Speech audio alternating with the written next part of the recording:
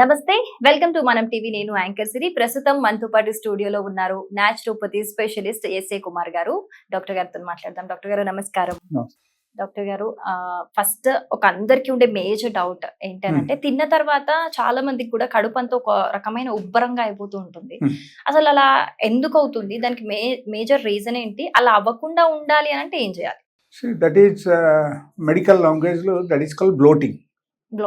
Okay.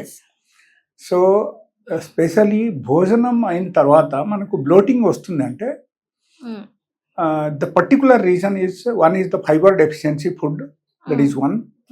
Otherwise higher level of glucose intake. Glucose ఉన్న ఆహారం మనం ఎక్కువగా తీసుకుంటే ఆటోమేటికలీ మీ బాడీలో బ్లోటింగ్ స్టార్ట్ అవుతుంది. Okay. And it doesn't happen till 20 to 25 years of age. 25 దాటిన తర్వాత ఈ ప్రాబ్లమ్స్ ఇన్ జనరల్గా 90% పీపుల్కు ఇప్పుడు వస్తున్నాయి. ఓకే. సో దీని వెనకాల కారణం ఏంటంటే higher level of glucose intake. Higher level of glucose intake అంటే ఫస్ట్ మనకు తెలుసుకోవాల్సిన విషయం ఏంటంటే, లైక్ మన శరీరంకి, ఒక అడల్ట్ బాడీకి మనకు ఎంత గ్లూకోజ్ కావాలి on daily basis. Okay. Normally 5 liters blood ఉంటుంది ఒక అడల్ట్ బాడీలో. 5 liters బ్లడ్కి మనకు ఓన్లీ 5 grams కావాలి గ్లూకోజ్. 5 grams, ఓన్లీ 5 grams ఒక రోజుకి. ఓకే. ఎక్కడ మనం చూడాల్సిన విషయం ఏంటంటే, మనం ఎంత కన్జంప్షన్ చేస్తున్నాం. ఈ సపోజ్ మీరు మార్నింగ్ లేసి ఒక కప్ చాయ్ తాగుతున్నారు, you are directly consuming 5 grams in 1 cup of tea. Okay. Okay. 1 cup of tea లో 5 grams glucose. 5 grams glucose. Okay. Okay. So there itself your quota is over. Beyond that you eat anything, ప్రతి ఒక్క దానిలో మనకు glucose ఉంటుంది. If you are eating 4 idlis in the breakfast, you are getting around 40 grams. 40 grams? Yes. Okay. And if you are going for a full meals, you are going to get around 200 to 250 grams glucose. Very high. Okay. And again you are going for some sort of snacks in the afternoon and tea in the afternoon, you are going to around 30 to 40 grams there.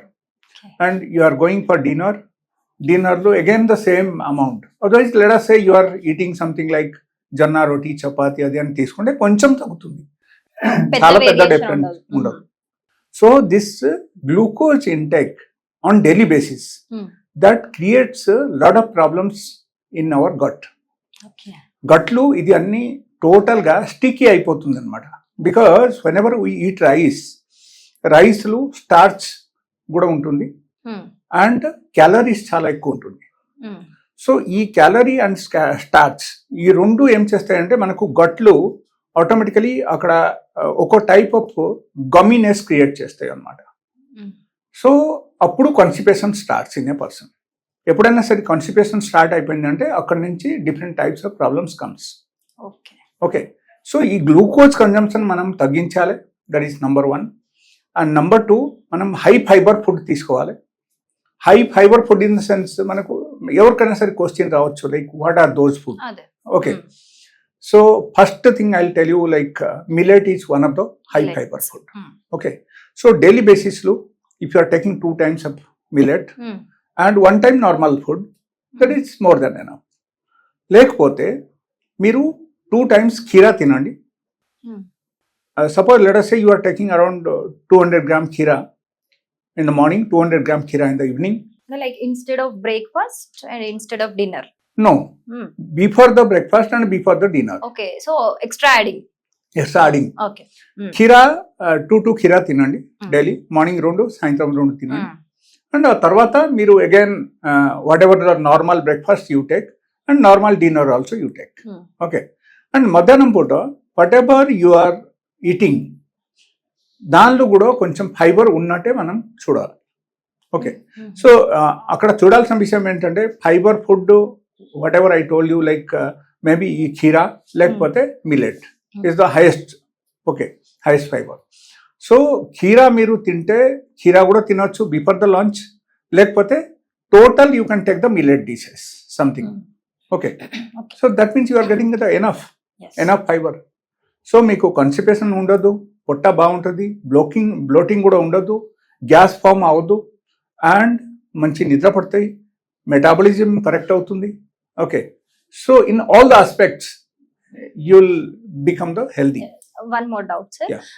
Women లో Hmm. మనకి pregnancy ఉన్నప్పుడు కూడా మనకి bloating అనేది ఉంటుంది, అంటే Hmm. Early stage లో కూడా వాళ్ళకి తెలియదు మేము ప్రెగ్నెంట్ అని తెలియదు, బట్ ఎర్లీ స్టేజ్ లో బ్లోటింగ్ అనేది కూడా ఒక one of the early pregnancy sign గా కూడా చెప్తూ ఉంటారు. Hmm. సో ఉమెన్ లో ఈ నార్మల్ బ్లోటింగ్ కి ప్రెగ్నెన్సీ బ్లోటింగ్ కి ఏమైనా డిఫరెన్సెస్ అలా తెలుసుకోవచ్చు అంటారు ఏమైనా? Definitely difference ఉంటుంది. Okay Normal people ku actually these are the reasons which I told you. Okay okay But if you think of a pregnant lady, akkada emotundante due to the hormonal changes in the body, due to the hormonal imbalance in the body, then akkada emotundante manaku bloating రావడం అవకాశం. అవును. Nausea develops, vomiting sensation develops. Okay, and normally ఏమవుతుందంటే వాళ్ళకు even కొంచెం తిన్నా సరి కూడా పొట్ట ఫుల్ అయిపోతుంది, అవును. తినబుద్ధి కాదు, and they feel to eat something like sour items, maybe like tamarind or maybe like mango pickles. All the pickles వాళ్ళకి తినాలి అనిపిస్తుంది. So these are the things normally happens in the pregnancy, but they are అక్కడ ఏమవుతుందంటే like if you are taking let us say different types of fruits, if you are taking different types of juices without adding any sugar and milk, okay, then it will be balanced. Okay. Your hormone level will be balanced due to this 50% of your food of the alkaline food, or maybe this totally this raw fruits and raw vegetables, otherwise ripened fruits, ripened vegetables, ఇది అన్నీ తీసుకోవచ్చు. ఇది అన్నీ తీసుకుంటే normally pregnancy కూడా manage చేయొచ్చు. But ఓవరాల్గా మనకు if it is higher level of hormonal imbalance ఉంటే then little bit of medicine is required to avoid such kind of symptoms, like maybe severe vomitings in the pregnancy, or maybe severe nausea, like suppose మనకు అసలు తినబుద్ధి కాదు, otherwise బాంతి వచ్చినట్టే మనకు అనిపిస్తుంది but బాంతి అవద్దు. Okay, so ఆ type problems in case వస్తుందంటే we have to manage with certain medicines. Okay sir, great explanation sir, thank you so much.